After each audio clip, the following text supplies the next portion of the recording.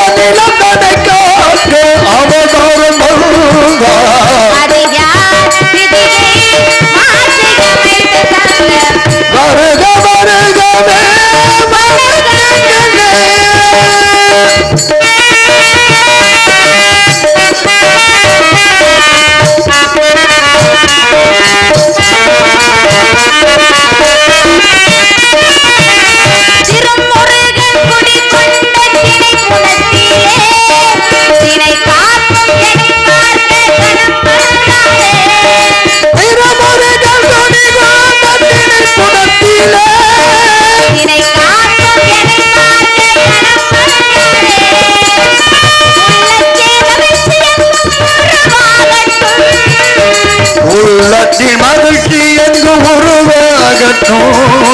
உயர்ந்தோரின் திருப்பாதம் தினம் பதியட்டும்.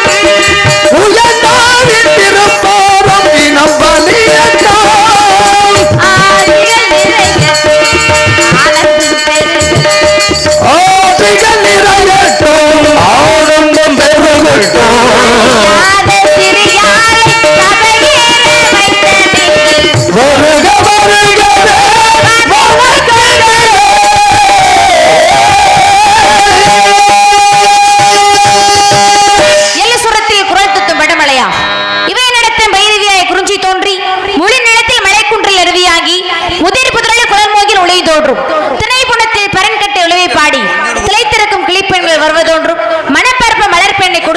மகிழ்ந்திருக்கு அவளொன்று முதன்மை என்பார் என்று சொல்லக்கூடிய எங்கள் இடத்திற்கு வருகை தந்த மகாமுனியை வருக வருக தன்னலம் கருதாது பிறனை கருதியல்ல மகளுமையராது உழைக்கும் உயர்ந்த மாமேதியவர்கள் 14 லோகங்களும் சென்று எல்லோர் மனதிலும் குடிகொண்ட இடில்லா தத்துவரை வருக 18 புராணம் 64 கலைகள் 96 தத்துவம் கொண்டு இதிகாச இலக்கிய கவிகளை உள்ளிருந்து உலக கொடுத்தவரை வருக வருக 30 கோடி தேவர்கள் 40 விஷயமாக எழுந்து நின்று வரவேற்கக்கூடிய ஒரே முனிவர் தாங்கள் எங்களிடத்திற்கு வந்திருக்கின்றால் கண்டிப்பாக நாங்கள் முன் ஜென்மத்தில் செய்த புண்ணியமே தவிர வேறென்று சுவாமி எங்கள் அனைவருக்கும் நல்ல ஆசைகளை கொடுக்குமாறு மிக தாழ்மையுடன் கேட்டுக்கொள்கிறேன். கேளுங்க. மாதர்க்கிதம் கவி வாதக்கு சார வணக்கம் குருநாதருக்கு நீதி ஒரு ஆசாரம் முன்மை நேர்ந்திருக்கு போது வாசகம் பொய்க்கு பொய் கோளுக்கு கோள் அறுவா கிரட்டி அறுவடையோ செய்ய மாண்மை என்று சொல்லி இருக்கிறார்கள். மந்திரமும் தேவும் மருந்தும் குரு அருளும் தந்திரமும் ஞானமும் தரமுறையும் மேதினியில் உண்டு என்பார்க்கு உண்டு இல்லை என்பார்க்கு இல்லை என்பதற்கு வணங்கியதற்கு ஒரு வாழ்த்து என்றாலே பக்குவம் தவறாத பதமான வாழ்த்து ஒப்புடனே வாழ்கவே பள்ளிநாயகம் ஒப்புடனே வாழ்கவே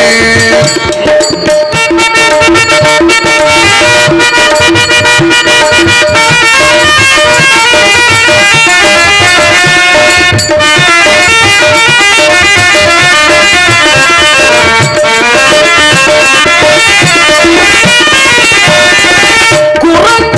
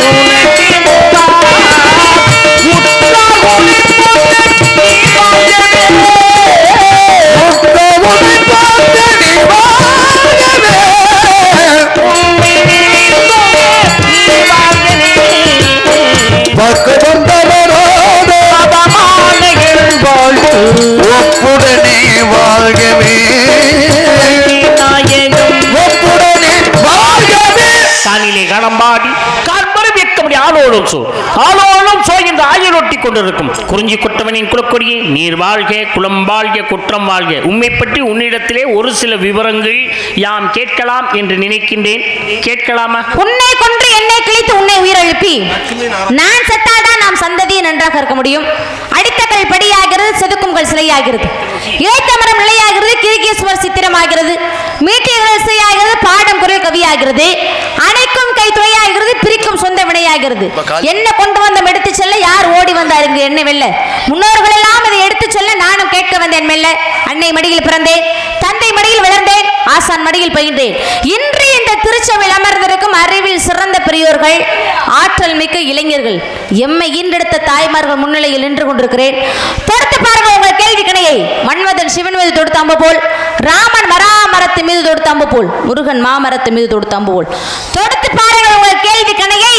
எனது பதில் மன்மதனின் ஐங்கண்ணை மலர் போல் அலங்கரிக்க காத்துக் கொண்டிருக்கிறது. கேளுங்கள் சுவாமி.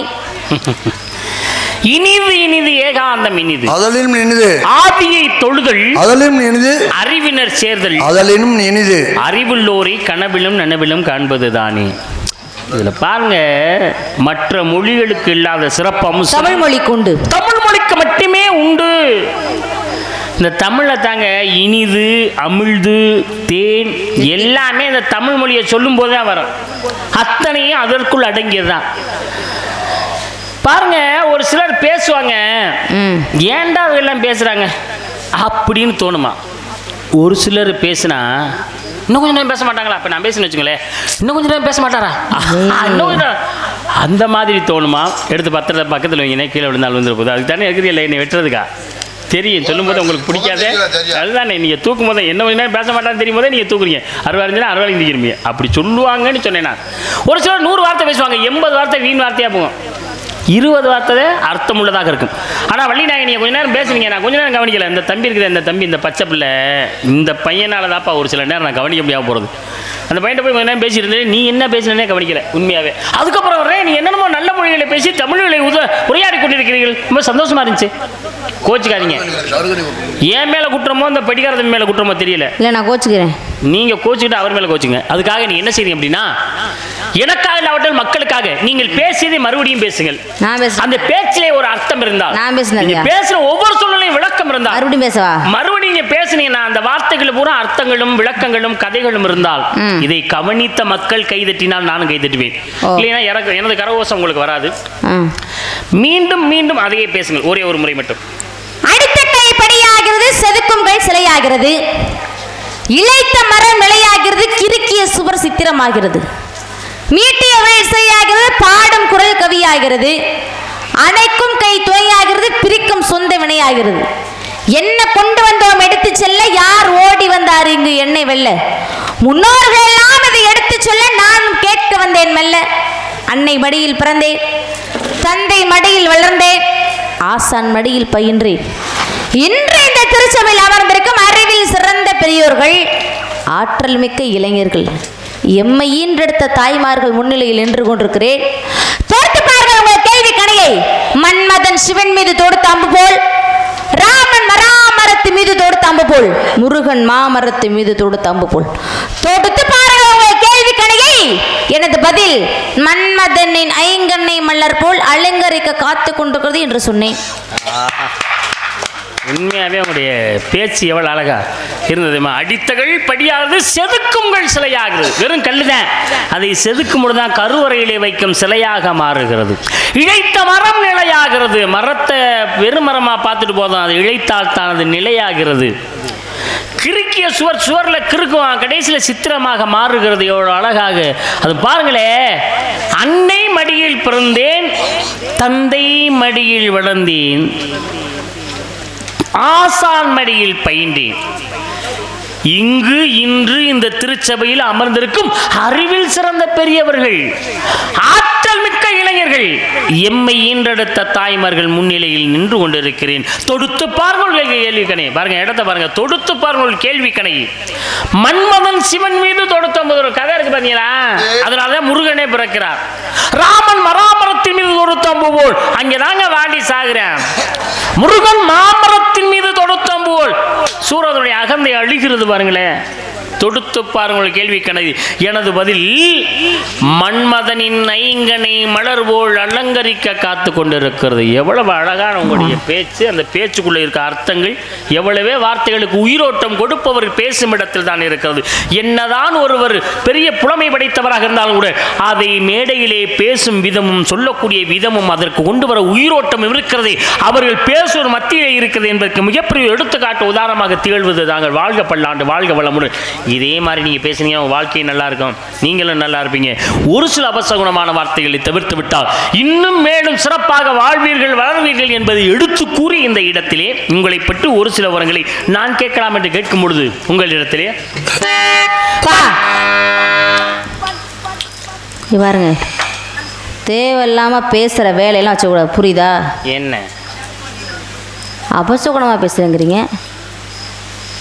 எவ்வளோ வழக்காக நான் பேசியிருக்கேன், அதை போய் அபசகுணமாக பேசுகிறேங்கிறீங்க. தேவையில்லாமல் பேசக்கூடாது, புரியுதா? கையங்கிட்ட எடுத்து ஒரே அடி நொறுக்கி முடியும். நான் என்ன விரன் என்னையெல்லாம் யார் நீனோட நீட்டி விரன் நீட்டி பேசுன ஆளுகளை படுற ஆளுல சட்டம் ஜவுடாலு. உனக்கெல்லாம் மரியாதை நாகரிகம் தெரியுமா?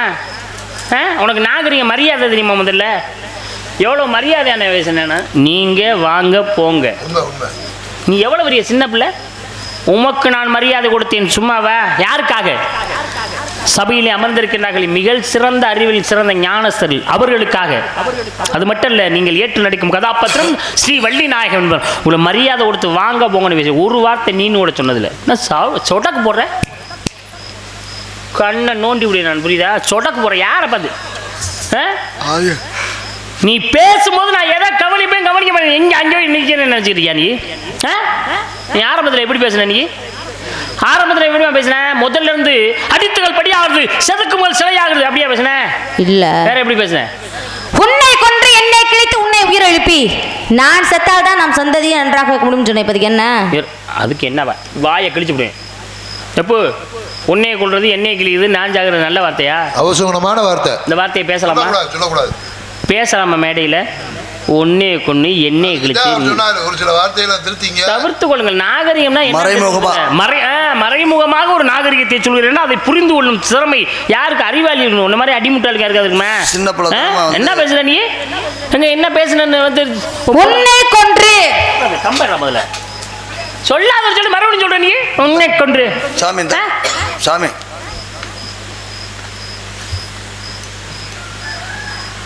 எப்போது நீங்க கொஞ்சம் பொறுமையா இருங்க. இந்த எடுத்து நான் சாத்திருக்கு தயாரா இருக்கேன், பத்திரமா வச்சிரு, தேடும்போது கிடைக்கும். ஒன்னை கொன்று. அடுத்து என்ன சொன்ன? எண்ணெய் கிழித்து. வாயை கிழிச்சுக்க. ஓ வாயை டக்குன்னு இப்படி பேசுற வாயை கிழிச்சுக்க. எண்ணெய் கிழித்து என்ன? உன்னை உயிர் எழுப்பி. இப்ப எடுங்க என்ன சாவு இருக்கா எனக்கு? உன்னை உயிர் எழுப்பினா செத்தவங்களை உயிர் எழுப்பின இந்த அம்மாவுக்கு என்னையா இருக்கு? வள்ளிநாயகம் தவறான கருத்தை பதிவு பண்ணாதீங்க. இருக்கிற பூரா ஞானஸ்தர்கள், அவரோட திறமையே தெரியாம எத்தனையோ மாபெரும் மேதைகள்லாம் வந்த மேடை. சரியா? ஏதாச்சும் வாயில வந்து பூரா வார்த்தைன்னு சொல்லக்கூடாது. நாரதருக்கு ஏது இறப்பு? அது மட்டும் இல்ல, சாவித்திரி கிட்ட போய் மந்திரத்தை சொல்லி சாக வேண்டிய ஆளு உயிரை கொண்டு வந்தவன் நானே. என்ன உயிர் எழுப்புறாங்களா? நாரதருக்கு ஏறுமா இறப்பு? இப்ப எவ்வளவு பேர் நாடகம் பாக்குறாங்க? அறிவாளி எவ்வளவு பேருமா பாக்குறாங்க? நாரதருக்கு சாவிருக்கானே. நம்ம அவ்வளவு பேரும் சேர்ந்து அடிச்சாலும் நாரதர் சாக மாட்டாரு. அந்த அம்மாவுக்கு புத்து சொல்கிறீரா? என்னைய கூட்டத்தில் இறக்கி விட்டு எல்லாத்தையும் அதிக சொல்கிறீரா? இல்ல, உங்களுக்கு இறப்பு ஒண்ணு வேணாப்பா, எனக்கு சாவு இருக்கு. இல்ல ஆத்தாடி, எப்போது வேலை வெட்டியா இருக்கே இல்ல சும்மா உட்காந்துருக்கீங்களா? அப்படின்னா கீழே இறங்கி போய் ஆளுக்கு ஒரு டோக்கனை கொடுத்துருவா, வரிசையில் வந்து அடிக்கிட்டேன். மொதல் டோக்கன் எனக்கு. ஆயிக்கப்பா தம்பி, நம்ம அரிசி வாங்க போற மாதிரி நம் சந்ததி நன்றாக இருக்கும். நான் செத்தால் தான் நாம் சந்ததி நன்றாக இருக்க முடியும். இனிமே அந்த வார்த்தையை சொல்லாத. நான் பேசும் கதையின் முறைப்படி கதாபாத்திரத்தை சொல்லும் விதங்கள் இருக்கிறது பாருங்களே. அதை கருவை கொடுக்கக்கூடியவர் யாரு? சங்கரன். அந்த சங்கரனுடைய பாடலில் முதல் பாடலை பாடி அப்பா பாருங்க, எவ்வளவு அழகா பேசுறீங்க. நான் அழகான தமிழ்ல சொல் சுத்தமா, இலக்கணம் இலக்கியம் சார்ந்து, விவசாயம் சார்ந்து எவ்வளவு அழகா நான் பேசியிருக்கேன். அதை போய் நீங்க அப்ப சொல்லாம பேசுறீங்களே, இது எந்த இலக்கணம் இலக்கியம் சார்ந்து ஒருத்தர் கொள்ற பத்தி பேசலாமியா? கொல்றது கூட இலக்கண இலக்கியம் சார்ந்து பேசினா நீ இலக்கண இலக்கியம் சார்ந்து விவசாயம் சார்ந்து பேசியிருக்கேன். எது விவசாயம்? ஒண்ணே நான் பேசினது எல்லாமே விவசாயம் சார்ந்து. என்ன விவசாயம் தான் விவசாயம் சார்ந்தாங்க பேசியிருக்கேன். எப்படி உன்னை கொன்று அப்படியே உங்களை கொல்ல முடியாதா? பெரிய மகாராஜா நினைப்பா. மூக்கையும் வாயையும் பொத்துனோம்னா என்ன 10 நிமிஷம் பொத்துனா போதும், கொளுத்திடுவேன். விளக்க மட்டும். உன்னை கொன்று அப்படின்னா உங்களை கொல்றதா ஒன்றும் அர்த்தம் கிடையாது. என்ன விவசாயம் பண்ணனா முதல்ல என்னங்க பண்ணணும்? அடுத்த விட்டு வரப்பு வெட்டி நம்ம வயலுக்குள்ள போட வேண்டியது. விளங்கிரும். உடம்பம்பட்டில் அப்படித்தாம்மா பெரிய தென்னந்தோப்பையை சேர்த்து வச்சிருக்கான். அங்கேதான் நீ வந்து குடி. உன்னை கொன்று அப்படின்னா விவசாயம் பண்ணனா முதல்ல என்ன பண்ணணும்? தொழி அடிக்கணும். தொழி அடிச்சதுக்கு அப்புறம் என்ன பண்ணணும்? விதைப்பாகணும். விதைப்பாகணும் என்ன ஆகும்? நாற்று முளைத்து வரும். அந்த நாற்றை போய் நம்ம என்ன பண்ணுவோம்? பிடுங்குவோம். அதை பிடுங்குனாவே அது செத்ததாகத்தான் அர்த்தம். அதனாலதான் உன்னை கொன்று. என்னை கிழித்து அப்படின்னா வாயை கிழிச்சு சொல்றீங்க, போய் உங்க வாயை கிழிச்சுக்க வேண்டியதானே? ஏன் வாயை கேட்க மாட்டீங்களா? அதெல்லாம் கோபப்படுற இங்க வச்சுக்காத. ஏப்பா கேட்க மாட்டீங்களா? அதெல்லாம் வாயை கிழிக்க சொல்றாங்க, கேட்டுட்டு உட்காந்துருக்கீங்க நீங்க. என்ன அவ்வளவுதானா? சொன்னா சாமி நீங்க அப்படி சொல்லாதீங்கன்னு சொல்லுங்க. நீங்க கோவப்படாதீங்க வள்ளிநாயகம். வாயை கிழிக்க சொல்றாங்க. நீங்க சின்ன குழந்தை, நீங்க வளர்ந்து வர்ற பிள்ளை. கலைத்துறைக்கு வந்து ஒரு 4-5 வருஷம் தான் ஆகுது. அவர் அனுபவம் கூட. அப்படியே பேசினாலும் நாரதர் சாமி நீங்க அப்படி பேசக்கூடாது, உங்க திருவாயால அப்படி சொல்லாதீங்கன்னு சொல்லுங்க. ஏன் அவ்வளவு கோபம் வருது? ஆத்தாடி, நானும் எவ்வளவு பேரை பார்த்துருக்கேன். ஆனா உங்களுக்கு வர்ற கோவம் மாதிரி நான் பார்த்தது இல்லம்மா. உங்களுக்கு வர்ற கோவத்தை பார்த்தா நாரதர் அடிச்சு கூட்டத்துக்கு வெளியில எரிஞ்சிருக்க போல இருக்கேன். அந்த அம்மாவுக்கு புத்தி சொல்றியா இல்லை நீ அடிச்சு எப்படி தூக்கி போடுறன்னு சொல்லி கொடுக்குறியா? கோவம் அப்படி வருது. ஒண்ணு வேணாம், மைக்க வைப்பு முதல்ல. புத்தி சொல்றாரு பாரு. புத்தி என்ன கிழித்து அப்படின்னா வாய் கிழிக்கிறது அர்த்தம் கிடையாது. மண்ணை கிழித்து. ஜோதியப்பா அவ்வளவுதான் முடிஞ்சிருவாரு. மண்ணை கிழித்து அப்படின்னா மண்ணை கிழித்துனா மறுபடியும் வேற ஒரு வயல்ல போய் துளி அடிக்கணும்னு அர்த்தம். அதான் மண்ணை கிழித்து. உன்னை உயிரிழப்பி அப்படின்னா பிடுங்கி வச்சிருக்க நாத்தை அப்படியே வச்சா அது செத்து தான் போகும். மறுபடியும் கொண்டு போய் அதை என்ன பண்ணணும்? நடவு நடணும். நடவு நட்டாதான் என்ன ஆகும்? நெற்கதிர்கள் எல்லாம் முளைத்து வரும். அந்த நெற்கதிர்கள் எல்லாம் முளைச்சிருந்தா அதான் உன்னை உயிரிழப்பி. நான் என்ற அகந்தை செத்தால் தான் நான் மட்டும் இல்ல நம்ம சந்ததியே நன்றாக இருக்கணும்னு சொன்னேன். அதை போய் உன்னைய கொள்றேன், என்னைய கிழிக்கிறேன், நான் ஜாகிறேன், நீ வேகிறேன், என்ன நினைச்சிருக்கீங்க? மிக செம்மை. அதுல 3 அவையார் என்று நான் பார்க்கிறேன். அவையாரா? ஆமாம், வரப்போகும் அவையாரையும் தற்போது நிற்கும் அவையாரையும் ஏற்கனவே வந்த அவையார். அந்த அவையார் சொன்னார், வரப்புயர நீர் உயரும், நீர் உயர நெல் உயரும், நெல் உயர குடி உயரும், குடி உயர கோன் உயர்வான், கோன் உயர்ந்தால் நாம் உயர்வோம்னு சொன்னோம் அந்த அவையார். ஆனா இந்த அவையார் சொல்றாங்க, உன்னை கொன்று என்னை கிழித்து அப்படின்னா நாற்றை பிடுங்கி மறுபடியும் மண்ணை உழுது மறுபடியும் உன்னை உயிரெழுப்பி அதே நாற்றை வைத்து உயிரெழுப்பி நான் என்ற அகந்தை செத்தால் தான் சந்ததி எல்லாம். எவ்வளவு அழகா அந்த வை இந்த வை வரப்போகும் அவை. வாழ்க பல்லாண்டு, வாழ்க வளமுடன். நீங்க எங்க விவசாயம் செய்றீங்க? எங்க நிலத்துல தான். உங்க நிலம் என்ன நிலம்? குறிஞ்சி நிலம். குறிஞ்சி நிலம். ஆமா. மலையும் மலை சார்ந்தமும் குறிஞ்சி நிலம். முல்லை நிலத்திற்கு காடும் காடு சார்ந்த பகுதி. மருத நிலம். வயலும் வயல் சார்ந்த பகுதி. நெய்தல் நிலம். கடலும் கடல் சார்ந்த பகுதி. பாலை நிலம். மணலும் மணல் சார்ந்த பகுதி. புணர்தல் நிமித்தலும் குறிஞ்சி நிலம். முல்லை நிலத்திற்கு இருத்தலும் மருத நிலத்திற்கு இரங்கல் நிமித்தம். நெய்தல் நிலத்திற்கு வாழும் மூடல் நிமித்தம். பாலை நிலத்திற்கு பிரிதலும் நிமித்தம். பாண்டிய நாடு முத்துடைத்து சோழ நாடு சோறுடைத்து சேர நாடு வேலம் உடைத்து தொண்டை நாடு சான்றோர்கள் உடைத்து. உங்கள் நாடு என்ன நாடு? தொண்டை நாடு. பாண்டிய நாடு சொல்றீங்களே. ஆமா. பாண்டிய நாட்டுடைய மொத்த பரப்பளவு சொல்லுங்க பாப்போம். வெள்ளாறு அதுவடக்கம் மேற்கு பெருவெளியம் தொல்லாறு புனல்கண்ணி தெற்காகும் 56 காத தூரம் பாண்டிய நாட்டுடைய எழுகைன்னு சொல்லிருக்காங்க. பாண்டிய நாடு மொத்தம் 56 காத தூரம்ப்பா. ஆமா. மொத்தமே. ஆமா. இப்ப சேர நாட்டுக்கு பாத்தீங்களா? ஆமா. சேர நாட்டுடைய மொத்த பரப்பளவு சொல்லுங்களே பாப்பா. வடக்கு திசை பழனி, வான்கீழ் தென்காசி, குடக்கு திசை கோட்டக்கரையான், வடதிசை நாட்டு பண்ணை, கடற்கரையின் ஓரமாக தெற்காகும் 80 காத தூரம் சேர நாட்டு எழுகைன்னு சொல்லிருக்காங்க. பாண்டிய நாடு 56 காத தூரம். ஆமா. சேர நாடு 80 காத தூரம். ஆமா. சோழ நாட்டுடைய பரப்பளவு சொல்லுங்க. கிழக்கு கடற்கரை, தெற்கு கரை, புறவேளார், குடதிசை கோழிக்கோளம் 24 காலதம் உடையது சோழ நாட்டுடைய எழுகை. சோழ நாடு 24 காத தூரம் பாருங்களேன். ஆனா அவங்க தொண்டை நாடு எத்தனை காத தூரம்? மேற்கு பவளமலை, வேங்கட நேர வடக்கம், ஆர்குறி அணிகிழக்கு, பார்க்குயர், தெற்கு பின்னாகனி, திகழிருப்பதின் காத தூரம் நல் தொண்டை நாடுன்னு நாட்டுக்கனாங்க. 20 காத தூரம் தொண்டை நாடு. நாடு 20 காத தூரம். பாருங்களேன், சோழ நாடு மொத்தம் எத்தனை காத தூரமா இருந்துச்சு தெரியுமா?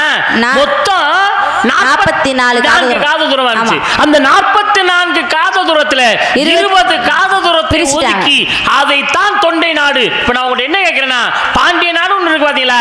பாண்டிய நாடு 56 காத தூரம் தானே. ஒரு காத தூரம் எத்தனை மைல்? 10 மைல். 56 காத தூரம் 560 மைல் உடையது. 560 மைல். ஆமா. இப்ப சேரநாடு இருக்குல்ல, ஆமா. 80 காத தானே. ஆமா. ஒரு காத தூரம் எத்தனை மைல்? உங்களுக்கு என்ன ஓயாம பதில் சொல்லிட்டு இருப்பாங்களா? அதான் முன்னாடி சொன்னல, அப்புறம் என்ன மறுபடியும் கேக்குறீங்க?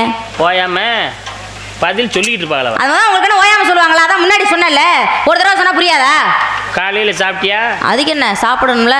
மத்தியானம்? அதெல்லாம் ராத்திரி நல்லா வந்து கொட்டிக்கிட்டியா? ஏன் சாப்பிட்ட? பசிச்சிச்சு, அதனால சாப்பிட்டேன். ஓயாம பசிச்சா ஓயாம திங்கிற இல்ல, ஓயாம கேள்வி கேட்டா ஓயாம பதில் சொல்லு. எவ்வளவு விவரம்! ஓயாமையா சொல்லுவாங்களான்னா எதுக்கு வர்ற நீ? திங்கிற ஜோத்துக்கு உழைக்கணும், அதான் ஓயாம சொல்லுவாங்களா? சேரநாடு எத்தனை காதூரம் சொல்லு, எத்தனை மைல்னு சொல்லு. 10 மைல். சேரநாடு மொத்தம் எத்தனை மைல்? 80. 80 காதூரம். மயில் எத்தனை மைல்? எருமை ஏங்க ஒரு காது தூரமா 10 மைல். 10 மைல். 80 காதூரம் எத்தனை மைல்? 800 மைல். அடேங்கப்பா, அதை நான் சொல்லாமலே நீ நிப்ப, நான் சொல்லாம நின்னோன்னா விட்டுட்டு. இங்க யார் இது இல்ல, எத்தனை மணி நேரமா இருந்தாலும் உன்னை விட்டுட்டு போக மாட்டேன் நானு. பதில் வந்தா தெரியல, பதில் வரணும் அடுத்த அனுப்பு. என்ன சும்மா சட்டம் பேசுற, சவுடால் பேசுற, எவன் வந்தாலும் கவலைப்பட மாட்டேன். பாருங்க, தேவையில்லாம பேசிட்டு இருக்கீங்க நீங்க. நாங்க தனியால் கிடையாது, எங்களுக்கு ஒரு கூட்டம் இருக்கு, எங்களுக்கு ஒரு கொள்கை இருக்கு, எங்களுக்கு ஒரு சங்கம் இருக்கு, எங்களுக்கு ஒரு சட்டம் இருக்கு. தேவையில்லாம பேசுறீங்க. எவன் வந்தா எனக்கு என்ன? எவன் வந்தாவா? மரியாதை பேசுங்க. அண்ணன் தம்பி 7 பேர். எவன் வந்தாங்கறீங்க? ஒருத்த கால டர்னு ரெண்டா போடுறேன். எவன்டா வருவாங்க? 7 பேர் அண்ணன் தம்பி. ஒருத்தர் வர சொல்லி முன்னால எவனாவது ஒருத்தர் வந்து நிக்கட்டேன். என்னால முடியும் சொல்ல சொல்லு பாப்பா. யாரையும் பார்த்து கவலைப்பட மாட்டேன், எப்படிப்பட்ட வந்தாலும் கவலைப்பட மாட்டேன். என்ன ஒரு நாரதர வள்ளி கை தொட்டு பேசக்கூடாது, நான் அடிச்சு விடுவேன். அந்த ஆசை வேற இருக்காக்கு. ஹலோ, அந்த எதுக்கு வள்ளிட்டு பேசினா வள்ளிட்டு பேசுற வச்சுக்கணும். அண்ணன் தம்பி 6 பேர் சொன்னேன். 6 பேர், நம்ம 7 பேர் மொத்தம். உன்னை நான் சொல்லல, அதுக்குள்ள சேர்த்தேன் நானே. அப்புறம் அண்ணனை காலை புழுக்கிறேன், கையை புழுக்க முடியும். எதுக்கு என்ன காலை புழுக்க முடியும்? ஏய் நான் அவனை சொன்னேன்டா. ஓ, யாரை சொன்னாலும் நான் வருவேன். நீ எதுக்கு தான் சண்டை வர? நீ எதுக்கு காலை புழுக்கிறோம்னா? ஏமா வம்பள தொட்டு எனக்கு நிக்கிறா? போடா காலை போடா. நான் இப்படி நின்னு தொலைச்சிக்கிறேன். நீ வம்பள பேச பச்சை புள்ளட்ட வம்பள இருக்க. என்ன காலை புழுக்க? ஒரு பொம்பளை பையன் எங்க பேச சொல்ற? பொம்பளை எதுக்கு சண்டை? என்ன காலை புழுக்க? புளையா காலை. புளையா காலை. எதுக்கு பேசுற பண்ணி? ஏமா நான் பாட்டுக்கு சாமி கும்பிட்டு பச்சை புள்ள நிக்கிறேன். நீ ஒரு அண்ணன் தப்பிச்சு விட பாக்கறியா? என்ன காலை புலந்துட்டு போயா நீ? போல. ஏய் என்னையா இவ்வளவு பெரிய மண்டகடமா நிக்கிற? உலக்கறம் இல்லையா? பேசாம போயிரு. முடியாது. போயிரு முதல்ல. போடா போடா போடா. ஹலோ. ஹலோ. Mike testing. எத்தனை மைக் செட்? வணக்கம் பாஸ். என்ன? நான் உங்க ஆள் பாஸ். இது யாரும் இல்லையா? இதெல்லாம் உன்னால வர்றது. ஊர்வம்பளத்தில் தெரியா நீ? உன்னை என்ன சொன்னேன்? பள்ளிக்கூடம் மூலமா புளிய மரத்தில் பைய மாட்டினமா, பிள்ளைகளோட சித்த விளையாண்டமா, மணி 12,000. நல்ல சரக்கா வாங்கினமா, சத்துணவு ஓடுவாங்க. போகிறேன், அங்கே போய் சாப்பாடு வாங்குறேன், ஒரு தட்டு சோறையும் திங்கிறேன், முட்டையை கொண்டாந்து அண்ணன் கொடுக்க சொன்னா இல்லையா? வா வீட்டுக்கு போகலாம். அதுலேயும் பாரு, இந்த பையன் நல்ல பையனாக தான் இருக்காப்ல. நல்ல பையன் தான், அவனுக்கு தெரியாது. ஒரு 1/2 மணி நேரம் பேசிட்டு மணி 12,000. தங்கி ஐயோ, பிள்ளைய பெற்றிருக்கேன் பாரு. நான் தம்பி தம்பி ஞாபகப்படுத்தக்கூடாதுன்னு சொல்லியிருக்கல. அதை என்ன பண்ணுறேன்? தங்கச்சி எழுப்பிட்டு போயியா? இந்த பையனும் கூட்டு போ. 2 தட்டு சோறு வாங்குங்க, 2 நீங்களே தின்னுங்க, முட்டை 2 என்கிட்ட வரணும் சைடிஷ்க்கு. ஓகே? அதில் கருப்பு கரு மட்டும் எனக்கு தொந்தி தான் குறைய மாட்டேங்குது. மஞ்சக்கரு வெள்ளக்கரு மட்டும் தானே, அதுல கருப்பு கரு. பச்சை மண்ணுக்கு தெரியறது கூட தெரியல. என்ன முட்டையில வெள்ளைக்கரு மஞ்சக்கரு தான் இருக்கேன். எனக்கு தெரியும், மஞ்சக்கரு வெள்ளக்கரு தான். முட்டை அவிப்போமா, 2ஆ வெட்டுவோமா, உள்ள மஞ்சக்கரு இருக்குமா, கருல கொஞ்சம் உப்பு வைப்போமா, கருல உப்பு வச்சா கரு உப்பு கரு கருப்பு கரு கருப்பு கரு கருப்பு கரு கருப்பு கரு கருப்பு கரு. கஞ்சா குடிக்கிறாளா நீ? போட்டனவரி கரு உப்பு கரு கருப்பு கரு கருப்பு கரு. ஐயோ பிள்ளைய குழம்பிருச்சு. கருப்பு கரு எவ்வளவு கம்பீரமா வந்துச்சு. ஐயோ சிகப்பு கரு. இங்க போ, வழி அங்க இருக்கு. கருப்பு கரு பிள்ளைய குழம்பிருச்சு. போதுமா? எந்திரிச்சுக்க. சோழ நாட்டுக்கு எத்தனை காதம்? சோழ 24 காதம். ஒரு காதம் எத்தனை மைல்? காலையில ஐயோ சாப்பிட்டேங்க. சொல்லு. ஒரு காதம் 10 மைல், 240 மைல். சரி போட்டு இருக்கட்டும், ரொம்ப சந்தோஷம், மகிழ்ச்சி. நான் என்ன கேட்கறேன் தெரியுமா? நூல்கள் மொத்தம் எத்தனை? ஏன் கேக்குறீங்க? ஏன் கேக்குறீங்க? காரணம் இல்லாம தோரணம் கட்டுவாங்களா? ஐயா, இங்க திருவிழான்னு ஒண்ணு நடக்குது, அதனாலதான் இங்க தோரணம் கட்டிடுறாங்க. இப்ப நான் தோரணம் கட்டுறேன், திருவிழா நடத்த போறேன். யாரு? வாங்கிட்ட. அப்படியா? ஆமா. சரி, 18 நூல்கள். என்னென்ன நூல்கள்? ஏன் கேட்குறீங்கன்னு சொல்லுங்க. காரணம் தோரணம் கட்டுவாங்களா? ஐயா திருவிழா நடக்குது. எத்தனை நூல்கள் சொல்லுங்க? நாலடியார் நன்மணி கடிகை இன்னல் 40 இனிமை 40 கார் 40 கல்வெளி 40 5 50 5 70 திரைமாலை 50 திரைமாலை 150 திருக்குறள் திருக்கடுகம் ஆசார கோயில் சிறுபஞ்சமூலம் 7 ஆதி கையில் சொல்லி நூல்கள் இருக்கு. ஏன் கேட்குற நூலை தெரியுமா? ஒவ்வொரு நூல்களுக்கு ஒரு பெருமை இருக்கு. இந்த வள்ளி திருமண நாடகம் நடக்குதே, இந்த வள்ளி திருமண நாடகம்னு ஒன்று நடக்கிறப்போ அப்போ நீங்கள் அதில் என்ன செய்றீங்க? நீங்கள் அங்கே இருக்கீங்க வள்ளி திருமணத்தில் ஒரு வள்ளி நாயகம் என்பது ஒருத்தர் இருக்காங்க. ஒவ்வொரு நூலுக்கும் ஒருத்தர் இருப்பாங்க. அது காரணம் இருக்கிறது. இப்போ வள்ளி நாரதர் இப்போ நம்ம 2 இருக்கோம்னா ஒரு நூலில் இருப்போம். காரணம் என்னன்னா மனிதர்களுக்கும் அந்த தெய்வங்களுக்கும் ஒரு ஒற்றுமையுள்ள ஒரு நூல் இருக்கு. அப்படின்னா அந்த நூலுடைய கதை பெருமை என்னன்னா, ஒரு மனிதனுடைய எத்தனை அறிவு, ஒரு அறிவுக்கு என்ன விளக்கம், 2 அறிவுக்கு என்ன விளக்கம், 3 அப்படிங்கிற விளக்கம் ஒரு நூலும் இருக்கிறது. அதே நூலிலே நாரதரை பற்றி சொல்லப்பட்டது. பாருங்களேன், உங்களை பத்தியும் என்ன பத்தியும் சொல்லப்பட்ட ஒரு நூல் என்பது இருக்கிறது. என்ன நூல் தெரியுமா? என்ன நூல் தெரியுமா? அப்புறம் சொல்றது வந்து அதுக்கு வந்து சொல்லவா? தொல்காப்பியம் என்று சொல்லக்கூடிய ஒரு நூல். ஏன் பாத்தீங்களா? சொன்ன உடனே எட்டி பிடிக்கணும். ஒரு புள்ளியை வச்சோம்னா அதுல கோலம் போடணுங்க. அதுதாங்க முக்கியம். அந்த தெரியாம யாரும் வரக்கூடாது. பாருங்க, சும்மா இல்ல, 300 முடிவுரை வரைக்கும் படிச்சிருக்கேன் நான். தெரியுமா? படிப்பவர்கள் தான் எனக்கு ரொம்ப அவசியம். அப்புறம் என்ன, நல்ல அறிவாளிகள் நம்ம அவசியம். 300 முடிவுரை வரணும். நீங்க 300 சொன்னதாங்க எனக்கு அதுல ஞாபகம் வருது. அந்த தொல்காப்பியம் நூல் இருக்கு பாத்தீங்களா? அந்த தொல்காப்பியம் என்ற நூலிலே மொத்தம் எத்தனை அதிகாரம் இருக்கு தெரியுமா? அது அந்த நூல் இல்லை பேசுவோம். எத்தனை அதிகாரமா? ஏன்னா அந்த நூல்களை பற்றி வள்ளி நாயகம் அப்படின்னா நாரதர் அப்படின்னா நாரதரை பற்றி யாழை பற்றி சொல்லப்பட்டது. அதுல எத்தனை யாழ், என்னென்ன யாழ், ஒவ்வொரு நாள் யாழுக்கு என்னென்ன நரம்பு, அந்த நூல்ல தான் சொல்லியிருக்கு. நான் 300 முடிவுரை ஒன்று படிப்போம் நீ சொன்னதுனால நான் சொல்றேன். அது எத்தனை அதிகாரம் இருக்கு? சாபாஸ். நான் அப்படி நிற்கிறேன். எனக்கு என்னன்னு யாரு அருமையான கேள்வி. சரி, அந்த நூல்ல இயல்கள் இருக்குல்ல, இயல்கள் எத்தனை இயல்கள் இருக்கு? என்ன இப்படி முழிக்கிற நீ? என்னம்மா நாடகம் பார்த்துட்டு இருக்க? கேட்கிறாருமா, கேள்வி கேட்கிறாருமா. இல்லைன்னா உங்க அண்ணனை கூட்டியாவது விட்டு நீயாவது உள்ள போய் தொலை. வந்து நிக்கிற செக்கு மாடு மாதிரி. என்னாச்சு உனக்கு நோய்? அந்த பையன் சண்டைக்கு வந்தேன் கால் இடிச்சு. சரி, அதுல மொத்தம் எத்தனை பாடல்கள் இருக்குன்னு சொல்லு. போச்சா? என்ன சோனமுத்தா? சோனமுத்தா போச்சா?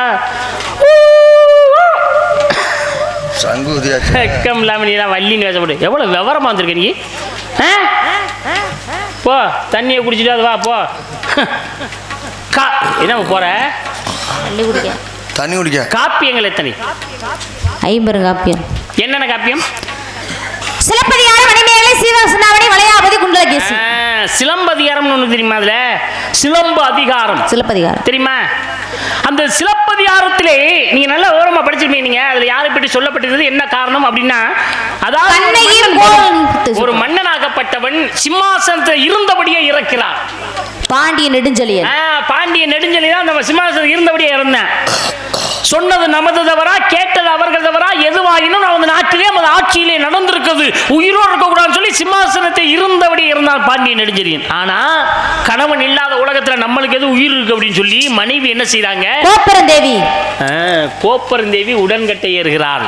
பாருங்க எந்த அழகு பாத்தீங்களா? சும்மா இல்லங்க, 300 முடிவுரை வரைக்கும் படிச்சிருக்கேன். படிச்சாத்தே அதை சொல்ல முடியும், இல்லைன்னா பேச முடியுமா? ஏன்னா ஒவ்வொரு புத்தகங்களிலும் வரக்கூடிய ஒவ்வொரு விஷயங்களை நம்ம படிக்க போறோம். அந்த கருவை பறிக்கும் போது எவ்வளவு பெருமை இருக்குது என்பதை உணர்த்துவதற்கு சிலம்பதிகாரம், சிலம்பு அதிகாரம் என்பதற்கு மிகப்பெரிய ஒரு எடுத்துக்காட்டு. ஏன் நான் சொன்னேன், சொன்ன உடனே சிம்மாசனம் இருந்தவரைச்சா பாண்டி நெடுஞ்செழியன் செத்தா அப்படிங்கிற விஷயத்தை எவ்வளவு அழகா சொன்னீங்களோ, அதுல இருந்து நான் என்ன கேட்கிறேன்னா, அந்த புத்தகத்துல மொத்தம் எத்தனை காண்டம் இருக்கிறது? எத்தனைமா? என்ன அப்படி நின்றுக்கிட்டு இருந்தா நான் எப்படி தான் இந்த நாடகத்தை நடத்தி நான் அடுத்த ஆளுகளை சந்திக்கிறது? கையை கட்டிட்டு குற்றவாளி நிற்கிறேன், வந்து சந்தையில் வித்தாடு சொச்சாடு முடிக்கிறேன். சரிம்மா, அந்த புத்தகம் இருக்குல்ல, அந்த புத்தகம் அதுல எத்தனை கதை இருக்கு? கதை அந்த புத்தகம் இருக்குல்ல வச்சா ஒரு சின்ன கேள்வி அதுல இருந்து கேட்கவா? அந்த புத்தகத்துல மொத்தம் எத்தனை வரிகள் இருக்கிறது? சாமி என்னப்பா இதுதான் உங்க ஊர்ல சின்ன கேள்வியா? வரி என்பதே சின்னதாப்பா. எத்தனை வரிகள் இருக்கிறது? ரொம்ப சின்ன. வரிகள் என்பது சின்ன வார்த்தை தானே? ஆமா. அதுல எத்தனை வரிகள் இருப்பது என்பதுதான் பெரிய வார்த்தை. அது சரி.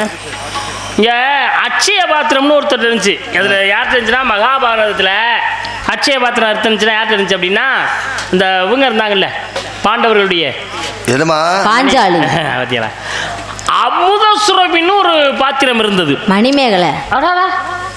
பாத்தீங்களா? சொன்ன ஒரு பாத்திரம் சொன்னா அடுத்தது யார்கிட்ட இருக்கு அப்படிங்கிற விஷயத்த 300 முடிவுரை வரைக்கும் படிச்சிருக்கேன். அதை மட்டும் சொல்லாதம்மா. நெஞ்சு வலிக்குது. அந்த பையனுக்கே நெஞ்சு வலிக்குதான். மணிமேகலை இருக்குல்ல, மணிமேகலை, அந்த புத்தகத்தில் எத்தனை காதைகள் இருக்கு சொல்லு. அதையும் சொல்ல, 300 முடிவுரை வரைக்கும். அந்த வார்த்தையை நீ சொன்னேன்னா உன் நாக்க அறுத்தே விடுவேன். என்ன சும்மா இல்லை, மரியாதையா சாப்பிட்ட சோத்துக்கு பணம் கொடுத்துட்டு போயிரு. ஆயா நாடா நல்லா இருக்காயா பாப்பா? இல்லைனா சாப்பிட்ட பாத்திரங்களை எல்லாம் கழுவி விளக்கி போட்டு நீ போயிடணும் முதல்ல. சரி, கமுத்து போட வந்து வாயை சேர்த்து குத்தி முடியும். ஆளை பாரு. சரி, அந்த புத்தகத்தில் ஒரு சின்ன கேள்விவா, எத்தனை வரிகள் இருக்கிறது சாமி? நீங்க எதை வேணாலும் கேளுங்க, சொல்லுது சொல்லாதுங்க அப்பால்பட்டது. இந்த சின்ன கேள்வின்னு சொல்லாதீங்க. அதை விட எனக்கு ரொம்ப உனக்கு நெஞ்சு வலிக்குதா? தயவு செய்து வலிக்கக்கூடாது உனக்கு மட்டும். ஆண்டவன் அதை மட்டும் கொடுக்கக்கூடாது. ஏற்கனவே ஆஞ்சியோ பண்ணி. சரி, நான் உங்கள்கிட்ட கேட்குறேன், மனிதனுக்கு சொல்லப்பட்டு அப்பா நல்ல வேலைமா எந்திரிச்சுக்கிட்டமா. நல்ல வேலை ஒரு பிள்ளை எப்படா தூங்குற பிள்ளை எழுப்பலான்னு பார்த்தேன். எப்படி எந்திரிச்சு நல்ல வேலை நம்ம சாப்பாடு காசு சொல்றாங்க இல்லை விலைக்கு போட சொல்றாங்க. என்ன ஒரு பக்குவம் வந்துருச்சு. திருக்குறள் மொத்தம் எத்தனை? எனக்கு தெரியும், இந்த கை மேல தூக்கப்பட்டாலே உனக்கு விளக்கம் தெரியும்னு அர்த்தம். எத்தனை அதிகாரம்? எனக்கு தெரியுமா, 133 அதிகாரம். எத்தனை அந்த பத்தியா? அதுல இருந்து ஒரு சின்ன கேள்வி கேட்கவா? திருக்குறளிலே மொத்தம் எத்தனை எழுத்துக்கள் இருக்கிறது சாமி? இதுதான் சின்ன கேள்வி.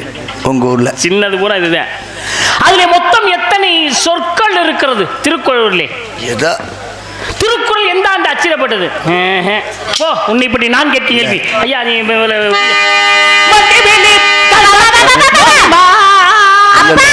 நான் முருகன் பேசுறது நீங்க பேர் வாங்கிட்டீங்க. உனக்கு வேணவே வேணாம். உன்னை நான் பேச வேண்டிய அவசியமே கிடையாது. நான் முருகன் செஞ்சேன், தமிழ் கடவுள் செஞ்சு தமிழை பற்றி நான் பேசிக்கிறேன். என்னையா?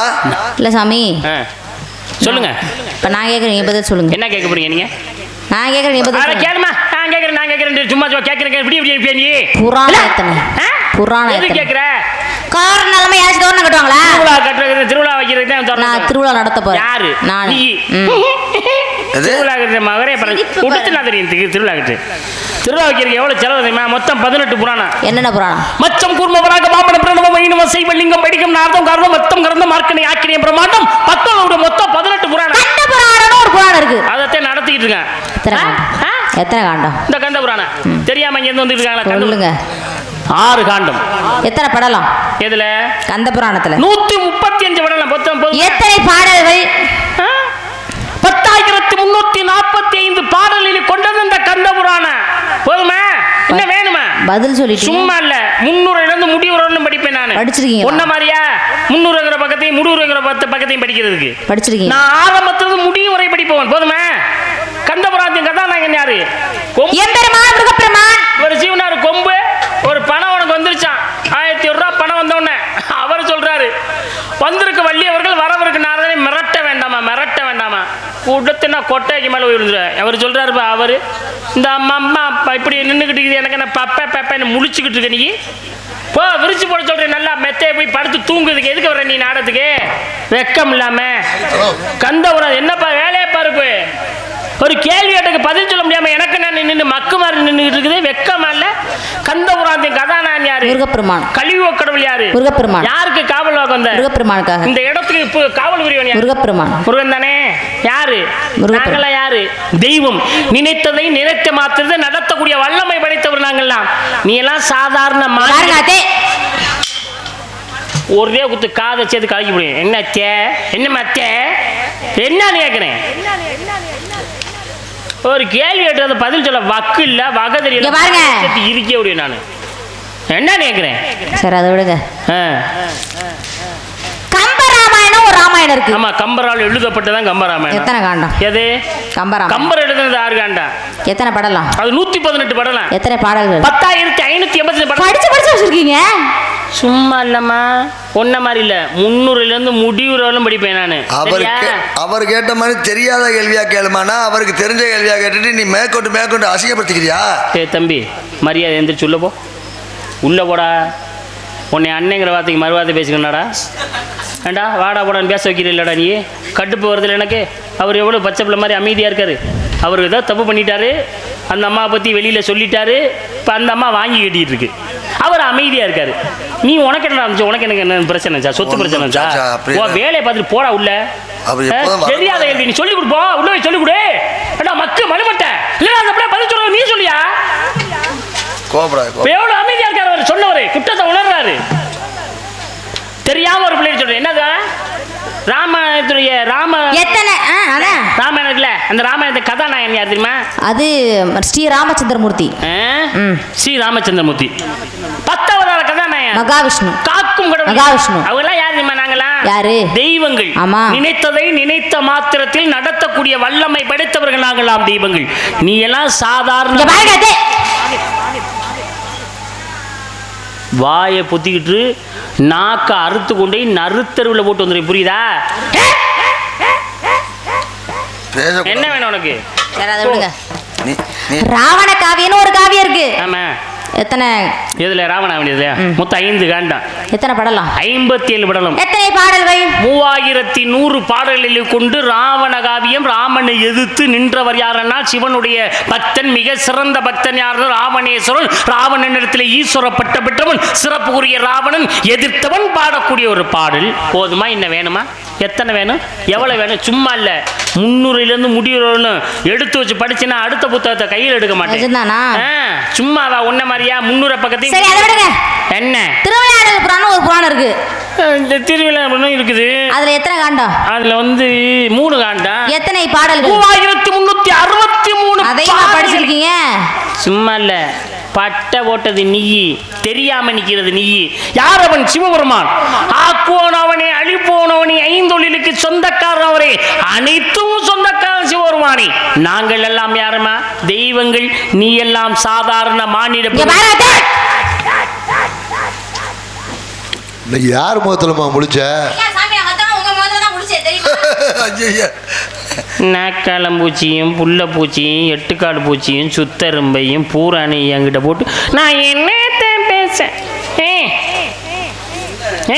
வந்துற முதல்ல பேச்சு என்ன பேசுனா அதுக்கு தகுந்த மாதிரிமா ஒரு கேள்வி கேட்டா கேள்விக்கு தகுந்த பதில சொல்லணும் பதில் சொல்லணும் எதுக்கு வரணும்னு கேட்கிறேன் நானு திட்ட பார்த்தா அந்த அம்மா இன்னைக்கு கொன்னூறு வேற போல இருக்கு அப்படின்ட்டு முடிச்சு போவான் இது என்ன தெரியுமா சரி போ மறப்போம் மன்னிப்போம் இனிமேல உன்னை வறுத்தெடுக்க கூடாது போனா போயிட்டு போகுது விடுங்க அதனாலே ஒரு விஷயம் வண்டி வேலி கற்கண்டு